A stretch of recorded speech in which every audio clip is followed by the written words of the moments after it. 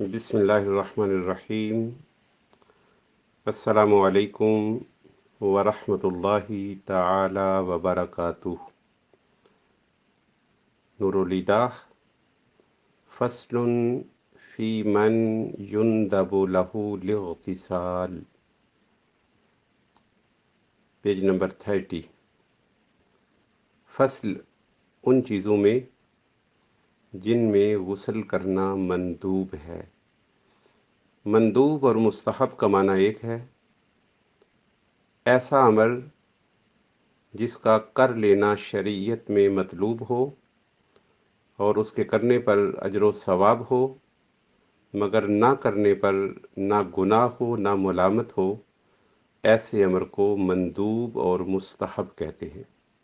تو اس فصل میں ان چیزوں کا بیان ہے جن چیزوں کی وجہ سے غسل کرنا مستحب ہوتا ہے، یعنی اگر غسل کر لیا جائے تو باعث اجر و ثواب ہوگا، اور اگر غسل نہ کیا جائے تو اس پر کوئی گناہ بھی نہیں ہے اور کوئی ملامت بھی نہیں ہے۔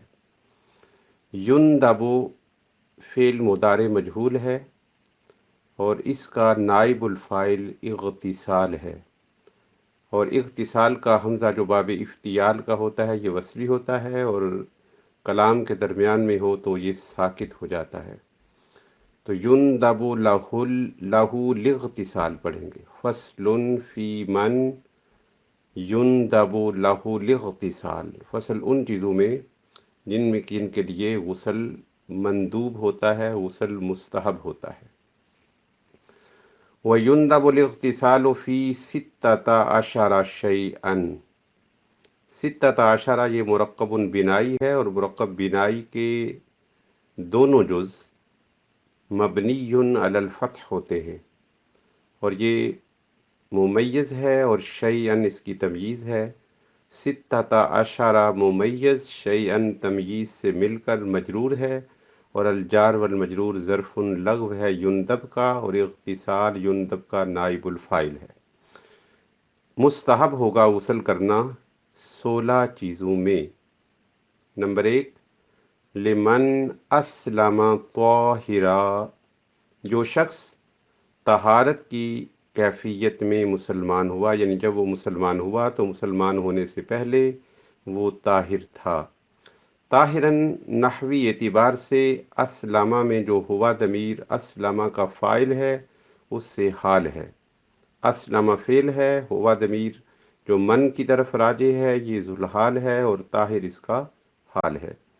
تو مطلب یہ ہوا کہ اگر اسلام قبول کرنے سے پہلے اس پر غسل کسی حوالے سے فرض ہو چکا ہے، انزال کی وجہ سے، وطی کی وجہ سے، حیض کی وجہ سے، نفاس کی وجہ سے، تو پھر غسل کرنا مندوب نہیں بلکہ غسل کرنا واجب ہوگا۔ تو پہلی یہ صورت ہے کہ لمن اسلم طاہرا، جو مسلمان ہو طہارت کی حالت میں۔ نمبر 2، وَلِمَن بَلَغَ بِالسِّن، اور وہ شخص جو عمر سے بالغ ہوا ہو۔ بلوغ کی کئی علامات ہیں۔ مرد جو ہے وہ انزال سے، احتلام سے بالغ ہوتا ہے۔ بچی جو ہے وہ حیض کے شروع ہونے سے یا پریگننٹ ہونے سے بالغ ہو جاتی ہے، اور اگر یہ علامات ان میں ظاہر نہ ہوں، جو علامات میں نے ذکر کر دی ہیں، یہ علامات ظاہر نہ ہوں تو پھر جب 15 سال کی عمر کو وہ پہنچیں تو وہ بالغ ہو جائیں گے۔ ویسے ان چیزوں کا ظہور لڑکے میں 12 سال کی عمر میں ہو جانا ممکن ہے، کم از کم عمر لڑکے کے لیے 12 سال ہے اور لڑکی کے لیے 9 سال ہے۔ یعنی اگر 12 سال کا لڑکا یہ دعویٰ کرے کہ اس کو علامت اس کے لیے بلوغ کی ظاہر ہو گئی ہے جو میں نے پہلے ذکر کر دی ہے، اور بچی اگر 9 سال کی ہو اور وہ دعویٰ کرے کہ اس کی علامت شروع ہو چکی ہے، تو ان کے اس دعویٰ کو تسلیم کر لیا جائے گا۔ مگر اگر یہ علامات ظاہر نہ ہوں، بچے کو احتلام نہ ہو، بچی حیض نہ اس کو شروع ہو، تو پھر جب وہ 15 سال کی عمر کو پہنچیں گے تو اس وقت ان کو بالغ ہی سمجھا جائے گا۔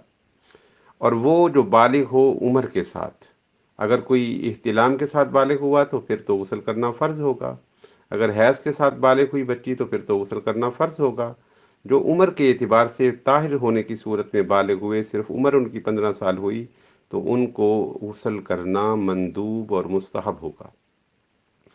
تیسرا ہے وَلِمَنْ أَفَاقَ مِنْ جُنُون، اور جو شخص افاقہ ہو، اسے جنون سے پاگل ہو گیا تھا اور پاگل پن سے وہ درست ہو گیا، تو شکر کے طور پر وہ غسل کرے، اور یہ غسل کرنا اس کے لیے مستحب ہے۔ وَإِنْدَ حِجَامَةٍ، اور پچھنے لگوانے کے بعد، کپنگ جس کو آج کل نئی صورت میں کہتے ہیں، تو کپنگ کے بعد غسل کر لینا ضروری نہیں ہے، فرض نہیں ہے، واجب نہیں ہے، مستحب ہے، اس لیے کہ نبی دو جہاں صلی اللہ تعالی علیہ وآلہ وسلم حجامہ کے بعد آپ غسل فرمایا کرتے تھے۔